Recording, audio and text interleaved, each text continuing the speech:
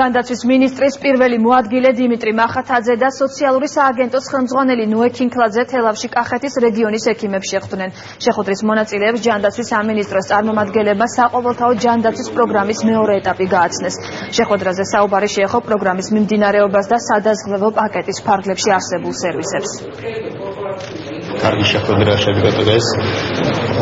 ეს კლინიკებს ნამდვილად ესაჭიროებოდა, ჰქონდა შეკითხვებიც, რა თქმა უნდა, და გაეცემა კითხვას პასუხი და სასურველია, რომ ხშირად მოხდეს ესეთი შეხვედრები.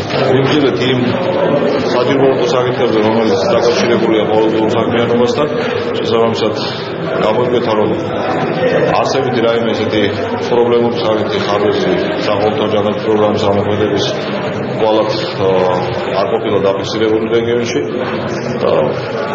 ამასთან ერთად განვიხილეთ სხვა საკითხები, რომელიც არამარტო საყოველთაო ჯანდაცვის პროგრამის, არამედ სხვა სამედიცინო საკითხებს ეხებოდა.